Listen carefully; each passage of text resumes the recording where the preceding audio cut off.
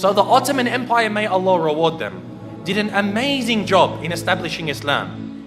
However, it wasn't just this. Many of us already know about this. We know that they conquered Constantinople. But as I said, there's much that we don't know. For example, many of us aren't aware of the time that Muhammad al-Fatih, rahimahullah, fought against Dracula. You've heard of Dracula before? When I say Dracula, you're probably thinking of a vampire. And you're saying, yeah, Musa, you're telling me that Muhammad al-Fatih fought a vampire? What's next? He fought Superman? No. Dracula was a real man. There was a real man named Dracula, and he ruled over the southern part of the country of what we call today Romania. Now, Muhammad al-Fatih, rahimahullah, as he began to advance into Eastern Europe, for example, Bosnia, Serbia, Hungary, all of these lands, the people of Wallachia, of southern Romania, they wanted to fight against the Ottomans. However, they were very weak, and so they had to make a peace deal with him. So as part of this peace deal, Muhammad al-Fatih, rahimahullah, he said to the ruler, he said, you have to send me 2 of your sons, and we will send them to Istanbul to be educated. So he sent his 2 sons. One was named Vlad, and one was named Radu. Now Vlad is the one who we know as Dracula, because the word Dracula, it means son of Dracul, which was the name of his father. Dracul, it means shaitan, it means a devil. So he's the son of shaitan, and this is actually quite relevant. It's rather fitting when you hear about this man. What happened was, they went to Constantinople, they studied about Islam, and his brother actually became Muslim. So the brother of Dracula, Radu, became a Muslim. He memorized the Quran, he studied so much, and even Dracula studied the Quran even though he wasn't a Muslim. He spoke Arabic, he spoke Persian, he spoke Turkish, and of course Romanian and other languages. And later on, he was sent back to his country, Radu remained, and he became the ruler of his country. Because the Ottomans realized they can't send a Muslim to rule over the country because they're Christians. They wanted to send Vlad, Dracula, so that they could get him there and then defeat him in a war, and they would rule the country. However, Dracula, he decided that he wasn't going to do what the Sultan wanted. The Sultan sent him 2 emissaries, 2 people to come speak with him, and they said to him, you must pay us the jizya. Now that you're the ruler of the country, you have to pay us jizya. And so Dracula, he said to them, if you want to step inside of my court, you have to take off your turban. And so they said, no, we won't remove it for you. We're not going to remove it for a kafir. So he said, take it off. Again, they refused.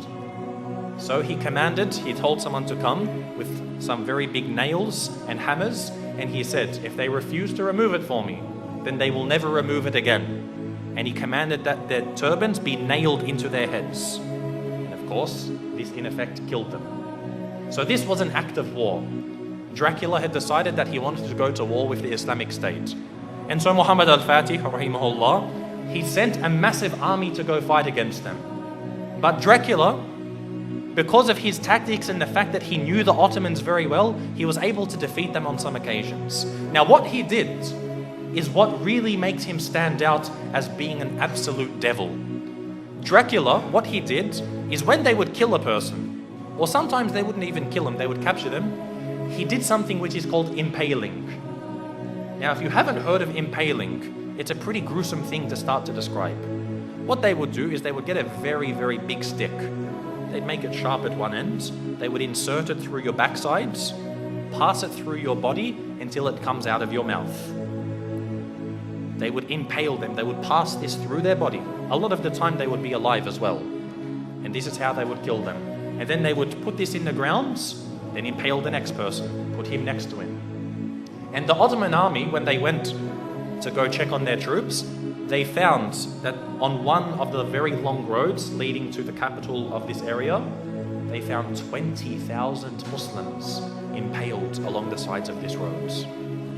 Imagine this. And we suffer today. No doubt we suffer as Muslims today. But things like this, you can't really compare. 20,000 of them impaled. You can imagine how Muhammad al-Fatih, rahimahullah, he feels. To see even one Muslim killed is too much. But to mutilate their bodies after this was something which was, beyond what was acceptable. And so he decided to send Radu, who was the brother of Dracula. He sent him to go fight against his own brother.